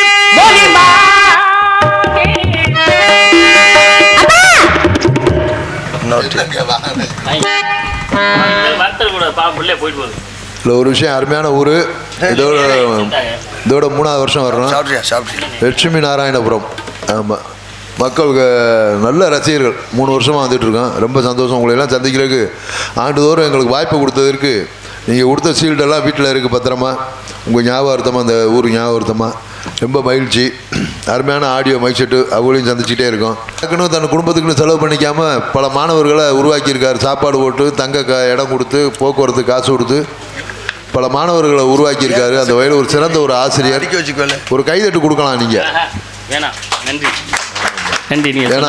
தன்னுடைய சொந்த காசு செலவு பண்ணி இதெல்லாம் பண்ணுறாரு அந்த வகையில் ஒரு சிறந்த ஒரு ஆசிரியர் அது மட்டுமல்ல ஒரு கலைத்துறையில் ஒரு கெட்ட பழக்கம் இல்லாதவர் எந்த ஒரு கெட்ட பழக்கமே இல்லாதவர் ஒரு வெத்தலாக கூட போட மாட்டார் தனி மனித ஒழுக்கம் அதுக்கு ஒரு சிறந்த ஒரு எடுத்துக்காட்டு அவரை பற்றி சொல்கிறேன்னா 35 ஆண்டு காலம் அந்த கலைத்துறையில் இருக்கார் நிறைய மாணவர்களை வளர்த்துக்கிட்டு இருக்காரு உருவாக்கிட்டு இருக்காரு சொல்லிக்கிட்டே இருக்கலாம் அந்த வேலை சிறந்த ஒரு ஆசிரியர் என்ன இப்படி நல்லா பேசக்கூடிய பாடக்கூடிய ஒரு சிறந்த ஒரு மாபெரும் பெருமாள் ராஜுங்கிற மாபெரும் மலையை இந்த நாடகத்தில் நாரதரா போடுறப்ப இந்த கிராமத்தார் என்ன பண்ணியிருக்கணும் இந்த அமைப்பாளர் என்ன பண்ணியிருக்கணும்னா அவர் கூட நின்று பேசுகிற மாதிரி ஒரு சரிக்கு சரியான ஒரு வள்ளியை போட்டிருக்கலாம் ஒரு சின்ன பிள்ளைய கொண்டாந்து போட்டு அது 4 பாட்டை பாடிட்டு 2 ஆட்டம் போடுறதுக்கு தேவையில்லை சரியா வள்ளிங்கிறது ஒரு கதாநாயகி ஆடுறதுக்கும் பாடுறதுக்கும் டான்ஸ் இருக்காங்க ஐயா வினையெழுத்தோட அர்த்தால் வந்துட்டியாப்பா நீ நான் கேட்குறேன் என்னை போல் நீ நியாயம் அடுத்தவர்கள் தாழ்த்தி பேசாது தயவு செய்து நான் சொல்கிறேன் ஏன்னா நான் ஏன் இதை சொல்கிறேன்னு இல்லைங்களே புத்தி சொல்கிறீங்களா உண்மை நியாயம் மேடைகளை கூட்டி வந்து புத்தி சொல்லுங்க அது நாகரிகம் கையில் போய் காலை ஒடிங்க கண்ணை தோண்டி போடுங்க அந்த பிள்ளைய பாவம் போயிட்டு போகுது ஆனால் இப்படி இவ்வளோ பேர் உட்காந்து நாடகம் வைக்க மத்தியில் அவங்க மனசு வேதனைப்படுற மாதிரி கஷ்டப்படுற மாதிரி ரொம்ப அவங்களுக்கு எவ்வளோ கஷ்டம் ஒரு விஷயம் நான் சொல்கிறது ஒரு வார்த்தை அவங்க மனசை கஷ்டப்படுத்தும் வேதனைப்படுத்தும் தெரியும் சரி அதாவது உள்ள கூட்டி போய் சொன்னா படிக்கிறோம்னு சொல்லுவா காலையில் போய் தூங்கிடுவா இவ்வளோ பேருக்கு முன்னாடி சொன்னா தான் மேடையில் நம்ம இவ்வளோ பாடணும் ஆடணும் கடைசியாக அந்த மாதிரி நம்மளை மேடையில் கேட்டாரு அப்போ நம்ம என்ன படிக்கணும் தெரிஞ்சுக்கணும் படித்து தெரிஞ்சுக்கிட்டு வந்து கேட்குற கேள்விக்கு பதில் சொல்லணும்னு கண்டிப்பாக அப்போ அவங்க அதை தான் எதிர்பார்க்குறாங்க பதில் சொல்லணும்னு அதனால் இன்னும் படிக்கணும் தெரிஞ்சுக்கணும் ஒரு அக்கறை ஒரு ஆர்வம் ஒரு ரோசம் ஒரு கோபம் எப்போ வரும் இவ்வளவு பேருக்கு முன்னாடி வச்சு கேட்குறப்ப தான் அந்த கோபம் ரோசம்லாம் வரும். சந்தோஷம், உள்ள மகிழ்ச்சி. கூப்பிட்டு சொன்னோம்னா மறந்துடுவாங்க. அதுக்காக தான் சொன்னோம். இங்கே வா, அங்கே போய் தூங்கம்மா வா. ஓடியா இங்கே வா. இந்த கதை பாடல் ஒன்று இருக்கும்ல, அதையாவது பாடிட்டு போலாம். நான் வந்து உங்க பேச்சுக்கு வரலான்னு இருக்கேன். என்ன நீங்க என்ன கேட்டீங்க? வண்டுவெளி கற்கண்டு அது தெரியாமையா இருக்கு? வாழ்ந்திருக்கும் நாடு அது எது? தெரியாமையா இருக்கு? வேற? முன்னாடி என்ன கேட்டீங்க? முதல்ல என்ன கேட்டேனே ஞாபகம். என்னதான் கேட்டீங்க? என்ன கேட்டு தொல்காப்பியம் ஒரு- தொல்காப்பியத்துல அதுல எத்தனை அதிகாரம் கேட்டீங்கல்ல? 3 அதிகாரம் இருக்கு. அடுத்து என்ன கேட்டீங்க? எத்தனை ஏழு? 27 ஏழுகள் இருக்கு. அடுத்து என்ன கேட்டீங்க? அதுல எத்தனை 1610 பாடல்கள் உள்ளது தொல்காப்பியம் என்ற புத்தகத்துல. போதுமா? போதுமா? ஏன் இதை முதல்ல சொல்ல? நான் சொல்லிருப்பேன். ஏன் சொல்லல? ஏன் சொல்லல? உங்களுடைய மனநிலை எப்படி இருக்கும்ன்றத பாக்கணுங்கிறதுக்காக அதை தான் நான் நீ சொல்லாம சொல்லுங்க, அவசியம் ஏதாவது இல்லை. பேசுனீங்க. உங்க குலக்கடவுள் யாரு? முருகப்பெருமான். முருகப்பெருமான். கலிபுத்தருடைய கடவுள் யாரு? முருகப்பெருமான். நீ யாருக்காக வந்திருக்க? முருகப்பெருமானுக்காக. நீ யாருக்காக தன வச்சிருக்க? முருகப்பெருமான் முருகப்பெருமான் முருகப்பெருமான். நீங்களே அப்பேற்பட்ட முருகப்பெருமானுக்கு கோயில் கட்டுறோம், கும்பாபிஷேகம் வைக்கிறோம், மண்டல அபிஷேகம் வைக்கிறோம், எம்பெருமான் முருகப்பெருமான் சிலையாக வடிக்கின்றோம். அப்பேற்பட்ட சிலையை மனிதர்கள் நாங்க வடிக்கிறோம், இல்ல தெய்வம் நீங்க வடிக்கிறீங்களா? இருக்கு மாதிரி பேசுற பத்தியா? சொல்லுங்க. சிலையை வடிப்பவர்கள் மனிதர்கள். அப்படின்னா தெய்வம் இல்ல. ஏதோ பேசுனீங்க. இந்த ஒரே கூட குழந்துருச்சு. என்ன போடுமா சொல்லிக்கிட்டே இருக்காம. வாங்க வாங்க. போங்கணுங்க. அடுத்து நீங்க என்ன கேட்டீங்க? அதை விடுங்க. அடுத்து என்ன கேட்டீங்க அவர் நீங்க? ஏவி விட்டாரா? ஆமா, அடிக்க திருநீர் சொல்லி. போட்டிருக்காரு. உள்ள போனேன், திருநீர் போட்டு அனுப்பிச்சு விட்டுருக்காரு. என்னைய அனுப்பிச்சு விடுங்க. அடுத்து என்ன கேட்டீங்க? சொல்லுங்க. என்னைய கேட்டீங்க? என்ன சத்தம் போடுற? போடுவேன். பதில் சொல்றோம்ல, சத்தம் போடத்தான் செய்வான். சொல்லித்தானே அனுப்பிச்சுட்டாரு. சண்டை போடுவேன் நான். நீங்க கேளுங்க. என்ன கேட்டீங்க? சொல்லுங்க. சிலப்பதிகாரம். சிலப்பதிகாரத்துல என்ன கேட்டீங்க? எத்தனை காண்டம்? 3 காண்டம். அதிலே மொத்தம் எத்தனை கதைகள்? 30 கதை இருக்கு. அதுல வந்து ஒரு சின்னதா ஒரு கேள்வி கேட்டீங்க. கேளுங்க நீங்க. அதிலே மொத்தம் எத்தனை வரிகள் இருக்கிறது? கொஞ்ச நாளா ஒரு வீட்டு வரி, தண்ணி வரி எல்லாம் வசூல் பண்ணிட்டு இருந்தாரு. இப்ப அதெல்லாம் வசூல் பண்றது கிடையாது. அதனால என்கிட்ட இருந்து வசூல் பண்ணலாம்னு நினைக்கிறாரு. என்ன கேக்குறியா? முருகன் என்ன கேக்குறியா? ஐயா 2 பேர் அதேதானா? அவர் கிளர்க்கு, அவர் செயலாளர். 5001 வரிகள் உள்ளது சிலப்பதிகாரம் என்ற புத்தகத்திலே. போதுமா? போதுமா? போதும். நான் சொல்லிருப்பேன். 300ல இருந்து முடிவுற வரைக்கும் படிச்சிருக்கேனே. அப்ப கூட உங்களுக்கு தெரியலையா? நீ 300 எம்புட்டு சவுடாலு, எம்புட்டு வாய் உங்களுக்கு. 300ங்கிற பக்கத்தையும் முடிவுங்கிற பக்கத்தையும் படிச்சிருப்பீங்க. அப்படியால நான் கிடையாது. தெரியும்ல, சொல்ல வேண்டியதானே? நான் சொல்லிருப்பேன். ஏன் சொல்லல? உங்களுடைய மனநிலை எப்படி இருக்கும்ன்றத பாக்கணுங்கிறதுக்காகவே சொல்லல. அவரோட மனநிலை ரொம்ப பாதிக்கப்பட்டிருக்கு இப்ப. எனக்கு தெரியும். கொல்ல சிலப்பதிகாரம் என்றாலே கண்ணையும் கோவனை வைத்து பேசுவதுதான் சொல்லப்பட்டதான் சிலப்பதிகாரம். சிலப்பதிகாரம் என்றாலே கண்ணை கோட வச்சு பேசுதான் சிலப்பதிகாரம். ஆமா. மதுரையே எரிச்சாங்களே கண்ணகி. அப்பேற்பட்ட கண்ணகிக்கு சிலை வச்சாங்க. அப்பேற்பட்ட சிலையை மனிதர்கள் நாங்க வடிச்சோமா இல்ல தெய்வம் நீங்க வடிச்சீங்களா? மனிதன் நம்ம சிலையை வடிப்போம். அப்படின்னா தெய்வம் வடிக்கல. இதா பேசுனீங்க. மூக்கறுத்து முச்சந்தில கொண்டு போய் போட்டுருவேன். நாக்கறுத்து வறுத்து உங்களுக்கே கொடுத்துருவேன். புரியுதா? இன்னைக்கு யார் முகத்துல நீங்க முடிச்சே சாமி? வந்தவன உன் முகத்துல முழிச்சேன். நல்ல மனுஷன். சரி, அதை விடுங்க. அடுத்து நீங்க என்ன கேட்டீங்க? கெட்ட மனுஷனா இருந்திருக்கியா? அடுத்து என்ன கேட்டீங்க? மணிமேகலை. மணிமேகலையில எத்தனை கதைகள் இருக்குன்னு கேட்டேன். 30 கதை இருக்கு. அதுல இருந்து ஒரு சின்ன வரிகள் இருக்கு. 755 வரி, 1755 வரிகள் உள்ளது மணிமேகலை என்ற புத்தகத்திலே. போதுமா? நான் சொல்லிருப்பேன். ஏன் சொல்லல? உங்களுடைய மனநிலை எப்படி இருக்கும்ன்றத பாக்கணுங்கிறதாவே நான் சொல்ல. ராவணேஸ்வரனை பத்தி பேசுறீங்களே. ராவணேஸ்வரன் யாரு? ஈஸ்வரனாலே ஈஸ்வர பட்டம் பெற்றவர். அப்பேற்பட்ட ராவணேஸ்வரனை தன்னோட நரம்பு அறுத்து எலும்பை ஒடிச்சு சாமகான பாடி ஈஸ்வரனே மகள வைத்தார். அப்பேற்பட்ட சிறப்பு யாருக்கு இருக்கு? அது மனிதர்களுக்கு இருக்கு. மனிதருக்கு இருக்கா? தெய்வத்துக்கு இருக்கா? மனிதர்களுக்கு. அப்ப தெய்வத்துக்கு ஏதோ பேசுறீங்க. கொண்டருக்கும் மண்டருக்கு அது பொலம் தெரிஞ்சிரும். புரியுதா? அதுக்கு பேர் என்ன? ஓய், இதுக்கு பேர் என்னங்க? கை. இதுக்கு பேர் என்ன? வாய். இதுக்கு பேரு கை. இதுக்கு பேரு வாய். என்ன? வள்ளிநாயகம் நாரதரை வாயை புத்தி கொண்டு பின்னாடி போய் நிற்கும்படி கூறிவிட்டார்கள். அதுக்கு பேர் என்ன தம்பி? கை. அதுக்கு பேரு வாய். இதுக்கு பேரு கை. அதுக்கு பேரு வாய். பொத்து. ஏன்? நீர் பத்த வச்ச நெருப்பு தான் கொழுந்து விட்டு எரியுது. அதுல எண்ணெய் ஊத்துறங்கிற பேர்ல பெட்ரோல் ஊத்திட்டு இருக்க. நல்லதுக்கு இல்ல. சரி ஆத்தி ரொம்ப அதிரியோட இருக்கு. சரி அதை விடுங்க. அடுத்து என்ன கேட்டீங்க? திருக்குறள். ஆத்தாடியோ அம்மாடியோ. இதுக்கு என்ன பதில் சொல்ல விடல சாமி. பேர் வாங்கிருவோமா? பாத்துக்கங்க. திருக்குறள் என்ன கேட்டீங்க? ஆமா, திருக்குறளிலே மொத்தம் எத்தனை அதிகாரம்னே? 133 அதிகாரம். திருக்குறள் எத்தனை என்ன? 1330 திருக்குறள். எத்தனை பால்னே? முப்பால். திருக்குறளே மொத்தம் எழுத்துக்கள் எத்தனை? 42,194 எழுத்துக்கள் உள்ளது திருக்குறள் என்ற புத்தகத்துல. அடுத்து என்ன கேட்டீங்க? 194 எழுத்துக்கள் உள்ளது. எத்தனை சொற்கள்? 14,000 சொற்கள். திருக்குறள் எந்த ஆண்டு அச்சிடப்பட்டது? 1812ஆம் ஆண்டு அச்சிடப்பட்டதான் திருக்குறள் என்ற புத்தகம். சொல்லிருப்பேன் நான், ஏன் சொல்லல? உங்களுடைய மனநிலை எப்படி இருக்குன்றத பார்க்கணுங்கிறதுக்காகவே நான் சொல்லல. வள்ளுவர் இருக்காரு, வள்ளுவர் செத்து போயிட்டாரு, இருக்காரு எங்க? கன்னியாகுமரியில 133 அடியில செலவு வச்சிருக்காங்க. 133 அதிகாரம், அதனால 130 அடியில செலவு வச்சிருக்காங்க. அப்பேற்பட்ட சிலையை மனிதர்கள் நாங்க வடிச்சோமா இல்ல தெய்வம்? நீங்க மனிதர்கள். அப்ப தெய்வம் வடிக்கிறதா பேசுறீங்க?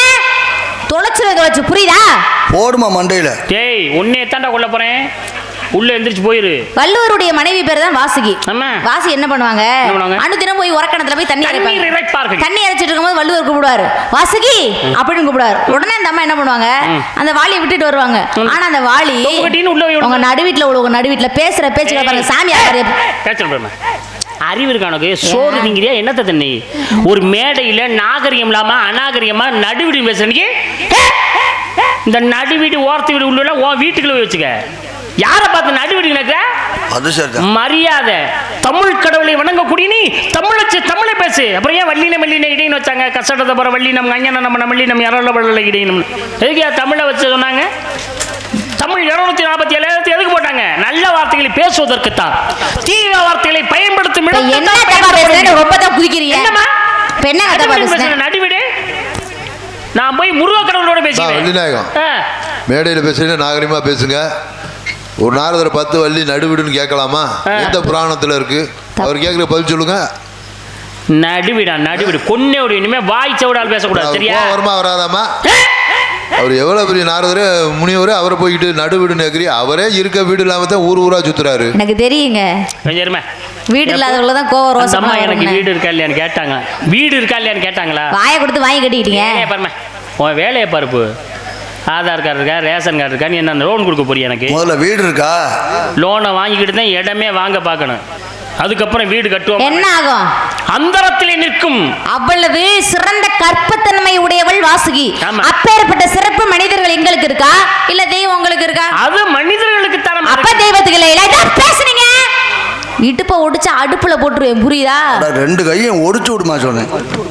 நீ வாடா, நீ வண்டி வேறா பேசிக்கிறவனைய இஷ்டத்துக்கு பேசுறீங்க. அப்படி சொல்லாத. சௌரியத்துக்கு பேசுறீங்க. வாய் வந்தலாம் பேச்சுற பேசுறீங்க. சட்டம் பேசுறீங்க. நீ என்ன சௌரால் பேசுறீங்க?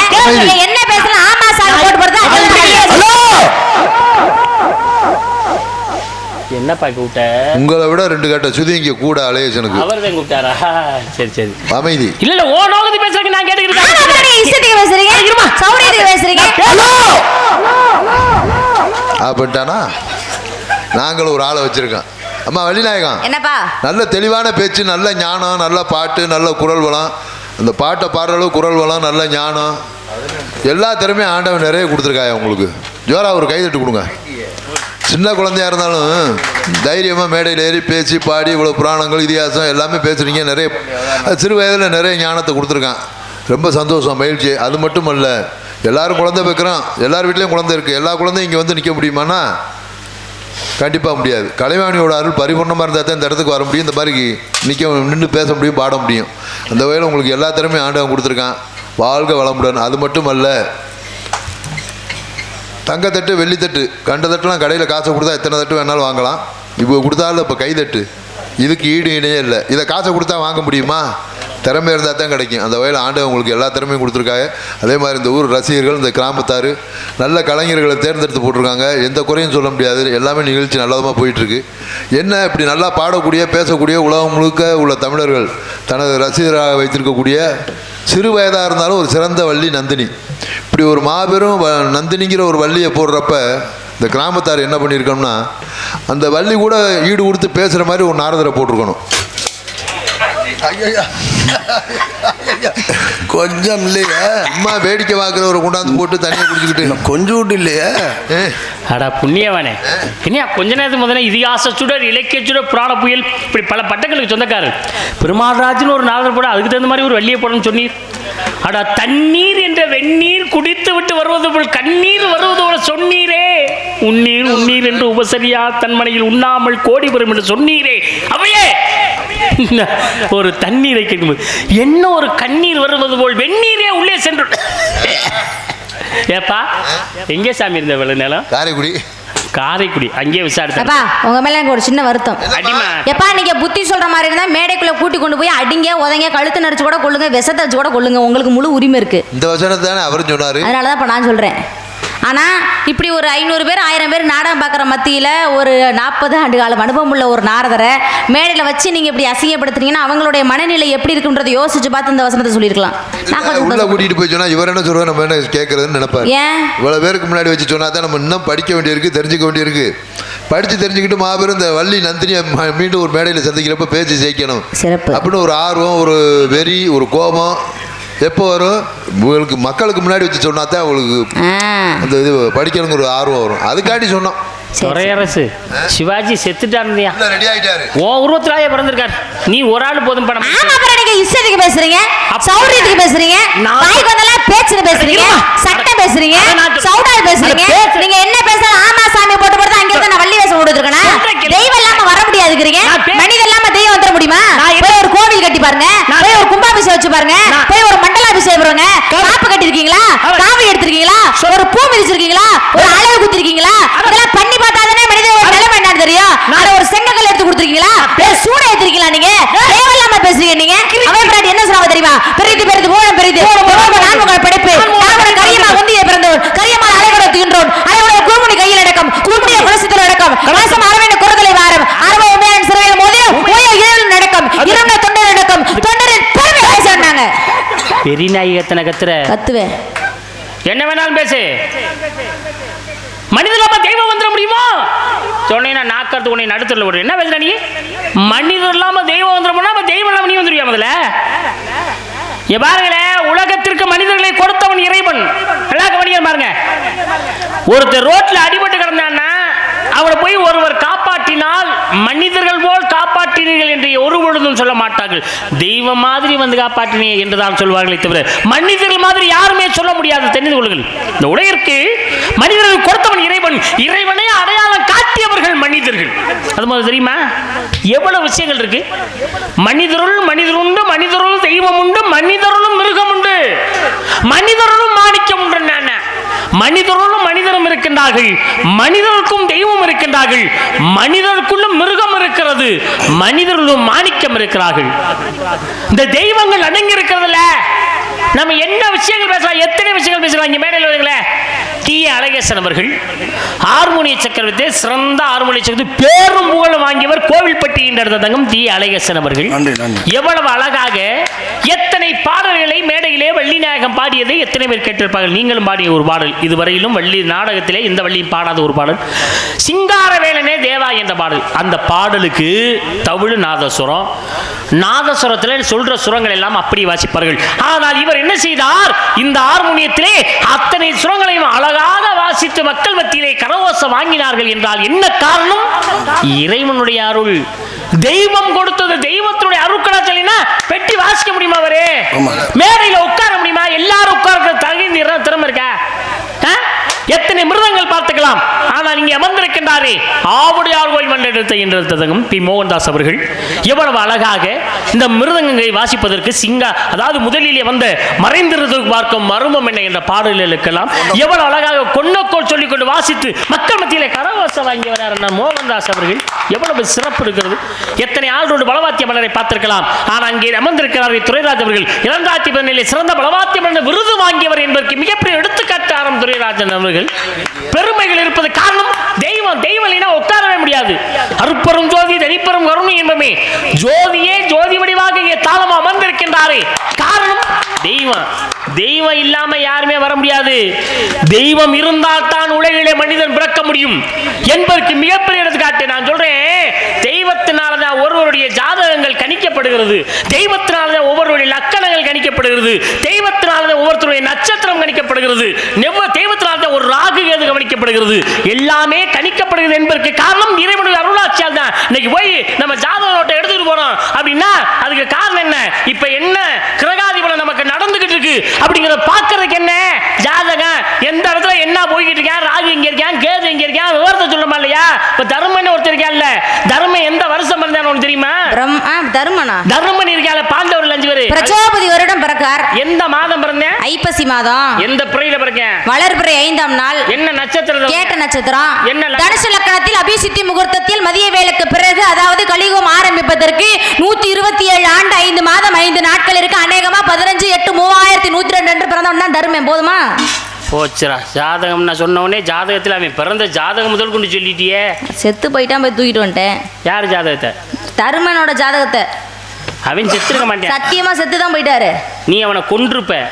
உன் முகத்தை பார்த்தோன்னே அவன் செத்துருப்பான். தர்மனுக்கு அடுத்து வந்தால பீமன். பீமன் எந்த வருஷம்? ஆங்கிரச வருடம். எந்த மாதம்? ஐப்பசி மாதம். எந்த பிறை? தேய்பிறை 9ஆம் நாள். என்ன மக நட்சத்திரத்தில் பிறந்தவன் தான் பீமன். என்ன வேணுமா? அர்ஜுன் இருக்கல்ல, எந்த வருஷம்? சீவ வருடம். எந்த மாதம்? பங்குனி மாதம். எந்த பிறை? வளர்பிறையா தேய்பிறை? வளர்பிறையும் கிடையாது, தேய்பிறையும் கிடையாது. எப்ப பிறந்தாவே? பௌர்ணமி என்று பிறக்கிறார்.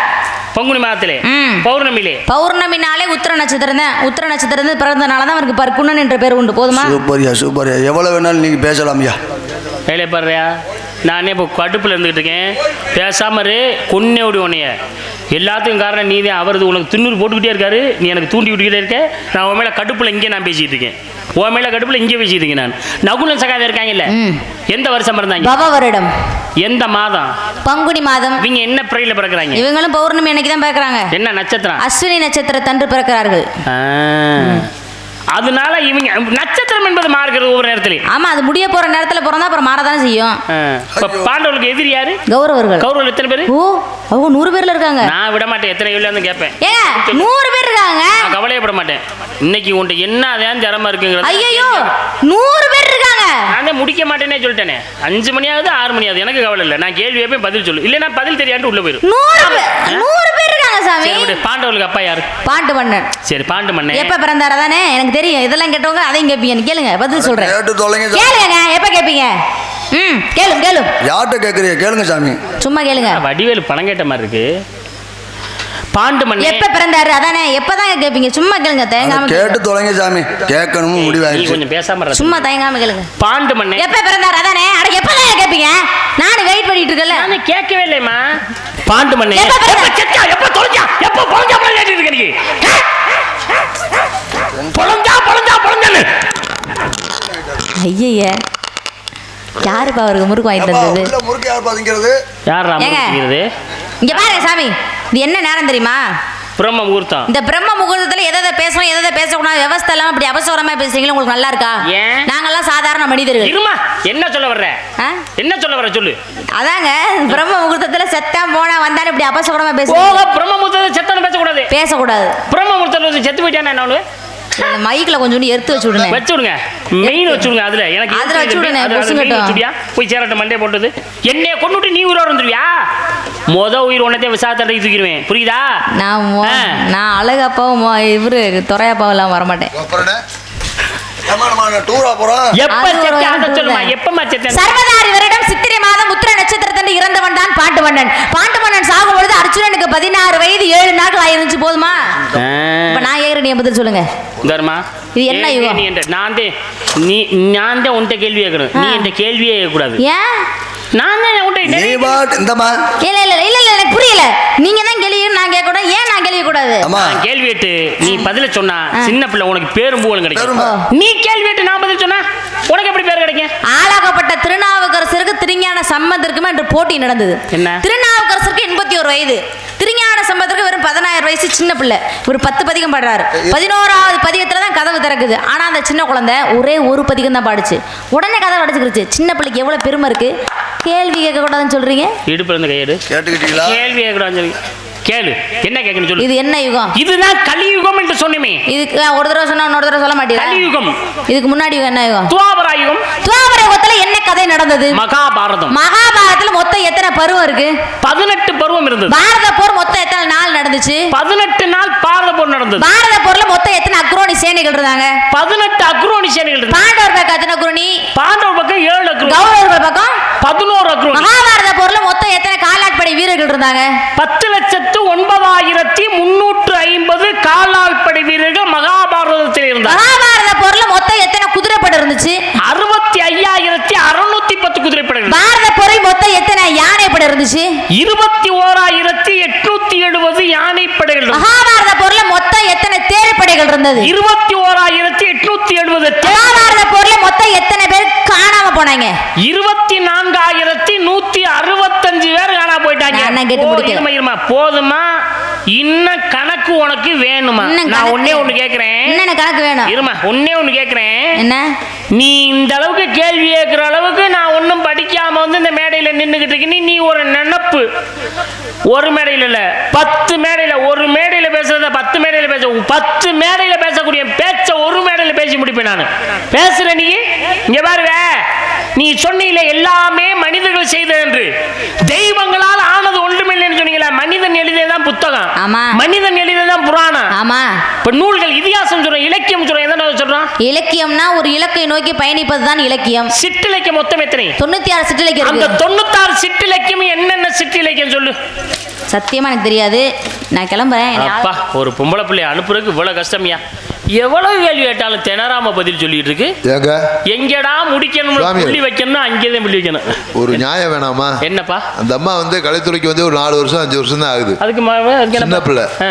அவங்கள்ட்ட போய் ஒரு 5 கேட்கலாம் 10 கேட்கலாம். 96 இலக்கியத்தை கேட்டா, சிற்றிலக்கியம் கேட்டா எப்படி சொல்லுவாங்க? 96 தானே சிற்றிலக்கியம் இருக்கு. இல்ல 56 சிற்றிலக்கியமா? இல்ல 96 தான் இருக்கு. அப்ப 96 தான் சொல்லணும். இவ்வளவு வாய் பேசக்கூடாதுல்ல. சவுடால் என்னை அடிக்க வருது, நின்று வேடிக்கை பார்த்துட்டு இருக்கீங்க நீங்க. அப்ப மட்டும் இனிச்சுச்சா? அந்த அம்மா கத்துனது முழு கத்தா அப்பெல்லாம் இனிச்சுச்சா? நான் கத்துனது பிடிக்கல. உங்கள்ட்ட பேசி ஜெயிக்க முடியுமாங்க? இப்ப தெரியுதா? வாயை பொத்திக்கிட்டு பேசாம இருக்க சொல்லணும் அந்த பொம்பளை பிள்ளைய. சரியா தம்பி? அழகு தம்பி, வா தம்பி, வா வா. உடனே இது நீ உள்ள போட்டுன்னா உடனே போயிடுற, கோவிச்சுட்டு போற. நீ ஏன் கோவிச்சுட்டு போற? நம்மளுக்குல வா 2 வார்த்தை. இந்த அம்மாவை திட்டினா பொறுக்கு கோவம் வரும். இந்த அம்மாவை திட்டினா எத்தனை பேருக்கியா கோவம் வருது? பர்வ காலத்தை சாமி, என்னடா தம்பி உங்களுக்கு கதை தெரியுமா தெரியாதா? ஏய் கதை கதை பாட்டு பாடுறேன். இல்ல வள்ளிய மந்திர கதை தெரியுமா தெரியாதா? கதை பாட்டு பாடுறேன். கதை பாட்டு பாடுறது சேர்த்தேன். யாருக்காக பாடுறீங்க? வள்ளிக்கு பாடுறேன். வள்ளிக்கு தெரியலன்னா உள்ள போக மாட்டீங்க. அப்புறம் பருவ காலம் பாடுறாங்களா? பருவ காலம். இங்க வாமா, இங்க வா. வாமா, கெஞ்சினார்ல. ஏய் நான் எப்படா கெஞ்சின முள்ள மாதிரி பேல? அவர் எப்படா கெஞ்சினார்? நம்ம காதை விட குறையா சொல்றேன் பாருங்க. எஸ்பி பாலசுப்ரமணியன் பருவ காலத்தை சத்தியமா செத்துரு பாரு மணி நேரம். அப்படியா படுவாரு? அப்படியா படுவாரு? எனக்கு தெரியாது. ஆமா சொல்லிட்டேன் அப்படின்னு நான் சொல்லுவேன்னு தாங்கள் எதிர்பார்க்கிறீர். அப்புறம் அதானே. சாதகம் பிள்ளை தமிழ் பரணி கள்ளமகம் மகப்பேர் கோவை ஐந்தனை சுயில் வர்க்க கோவை மும்மணி கோவை அங்கமாலை அட்டமங்கலம் அனுராக மாலை இரட்டை மணி மாலை இணைமணி மாலை நவமணி மாலை நான்மணி மாலை நாம மாலை பலசந்த மாலை பன்மணி மாலை மணி மாலை புகழ்ச்சி மாலை வர்க்க மாலை வைக்கத்தி மாலை காப்பு மாலை வேணில் மாலை வசந்த மாலை தாரக மாலை உப்பை மாலை வைக்கத்தி மாலை காப்பு மாலை வேசிமா வசந்தா தர்ப்பவை மாலை வீரவட்சி மாலை வெச்சிகலை வஞ்சி போர்க்குள்ள வஞ்சி வரலாற்று வஞ்சி செருக்கள வஞ்சி காஞ்சி மாலை நொச்சி மாலை ஊழிகை மாலை தும்பை மாலை வாகை மாலை வாதோர மஞ்சரி என் சொல்லில் தொகை நிலைச்சியில் ஒளியந்தாதி 18 நூற்றந்தாதி உலா உலா மெடல் வெள்ளமெடல் 1 ரூபாய் 1 பத்து 20 கண்படலை ஆற்றுப்படலை துயிலனேஸ் பேரனேஸ் ஊர்நேசே பேர்நேசே ஊர்நேசே ஊர்வென்பா தசாங்க பத்து தசாங்க தையல் அரசன் விருத்தம் முல்லை பத்து பாதாதி கேசம் கேசாதி பாதம் அலங்கார பஞ்சம் தூது மங்களவழி நானா 40 பண்டகம் பதகம் சதகம் சவியரி ஊரு வாயுரை வாத்து குளத்தி பாட்டு ஒளத்தி பாட்டு எலிகுட்டி இருக்கு நாளிகை வெண்பா சின்னப்பு விருத்த விளக்கணும் பெருங்காப்பியம் சிறுங்காப்பியம்னு 96 சிற்றங்கள் இருக்கு. போதுமா? சொல்லுமா. 96 சிற்றிலக்கியம் சும்மா சாதாரண விஷயங்கள் கிடையாது. ஒரு விஷயத்தை மனப்பாடம் பண்ணணும்னா எவ்வளோ கஷ்டப்படணுங்கிறத நான் உணர்ந்தது ஆரம்பத்தில். இப்போ இல்லை, ஆரம்பத்திலேருந்து. அதாவது எவ்வளவு விஷயங்களை மனப்பாடம் செய்தால் மக்கள் மத்தியில் இதை நாம் பரப்ப முடியும் என்பதற்கு காரணம். ஒரே கதை மட்டும் சொல்லிட்டு ஒரு விஷயத்தை நம்ம சொல்லிட்டு போகிறோம்னா அது எல்லாரும் சொல்லிட்டு போயிடலாம். உன்னை கேட்டுட்டு ஒரு கதையை சொல்லிட்டு ஒருத்தர் கேட்கறத சொல்லலாம். ஆனால் கதையை பேசுவது வேறு, கதாபாத்திரனுடைய இருக்க கரு என்ற பெயர்களை மனப்பாடம் செய்வது என்பது வேறு. எத்தனை மனப்பாடம் வேணாலும் செய்யலாம். மேடையில் பேசுகிறப்போ அந்த மனப்பாடங்களை எப்படியாவது மறந்துடுவோம் நம்ம. ஆனால் இந்த மேடைக்கு எத்தனை வள்ளிகள் நாரதர் வந்திருக்கலாம் எமக்கு தெரிய. 96 சிற்றிலக்கியமும் அழகாக தெளிவாக இந்த மேடையிலே சொன்ன ஒரே வள்ளிநாயகம் தாங்கள் தான். வாழ்க பல்லாண்டு வாழ்க வளமுடன். அப்பவே சொன்னல வள்ளியம்மா சொல்லிடுவாங்க அப்படின்னு. சொல்லிடுவாங்கிற வார்த்தையை சொல்லவே இல்லை. ஒரு 5 கேளு 10 கேளுன்னு சொல்லிவிட்டு 96 சொல்ல மாட்டாங்கன்னு சொல்லிட்டு இப்போ சொல்லிடுவாங்க. ஒரு நாடகம் சிறப்பாக அமைய வேண்டுமானால் இப்போ ஒரு நந்தினிங்கிற ஒரு வள்ளியை மட்டும் நீங்கள் போட்டு நாடகத்தை பார்க்கணும்னு நினச்சா 4 பாட்டு கேட்பீங்க. அதுக்கப்புறம் நீங்கள் பாடம் கேட்க முடியாது, போயிடுவீங்க. நாரத பெருமாள்ராஜ் மட்டும் நாடகத்தில் போட்டு நல்லா இருக்குமானேத்தா அது கண்டிப்பாக அது சாத்தியப்படாத ஒன்று. அழகேசனை மட்டும் நாடகத்தில் போட்டு பார்ப்போம்னா வருவீங்க, பார்ப்பீங்க, போயிடுவீங்க. மோகன்தாஸ் அதுக்கு தகுந்த மாதிரி பாடல் பாடுவாங்க. அதை இந்த மாதிரி கையை காட்டிக்கிட்டு எனக்கு நான் இப்படி நின்றுக்கிட்டு இருப்பார். அதே மாதிரி தொர்ராஜனை பார்த்தா அவர்களை சந்தித்து நல்ல விசாரிப்பு.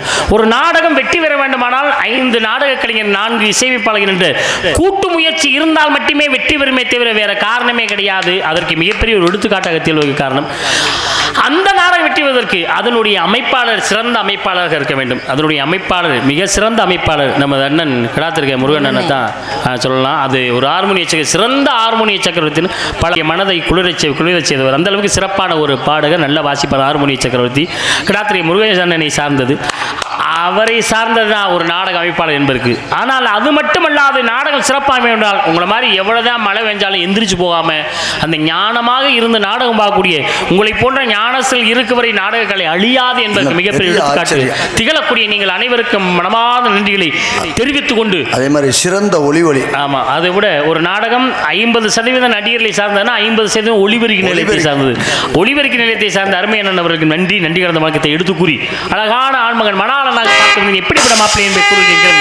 அழகுள்ளவை அனைத்துதான் அந்த ஆறுமுக கந்ததாமா குங்குரு சரணி சரியா தப்பா நீயே சொல்லி சாமிநாடு சொல்லுகின்ற வழியே சொல்லி அழகுள்ளவளோ அழைக்கிறவோ அந்த ஆறுமுக கந்ததாமா குங்குரு சரணி நெட்டிக்கண்ணன் பண்றவள் முத்தானவன் அவன் நித்தமோது மக்களின் சொத்தானவள் நெட்டிக்கண் பண்றவள் முத்தானவன் அவன் நித்தமோது மக்களின் சொத்தானவன் சிவகாமி அம்மைக்கவன் ஒரு தானவன் சிவகாமி அம்மைக்கவன் ஒரு தானவன் சிந்தாரி உந்தனுக்கு பொருத்தமானவை அழகுள்ளவள் அழைக்கிறவோ அந்த ஆறுமுக கந்ததாமா குங்குரு அவனுக்கு போச்சல இருப்பது கொடுத்த சொல்ல போச்சல புகழூனோரே கைவழிக்கு செல்லாதப்போ என்ன சொல்றான்னு கேட்க மாட்டேன். அதுவும் பயனும் இல்லை. நாளை சூரியத்து உருவப்பிரமாணக்குனை மனமுடித்து வைக்காவிட்டால் நான் பிரமுக்தானதும் இல்லை. நான் அணிந்தது பிரம்ம சொல்ல சபதம்.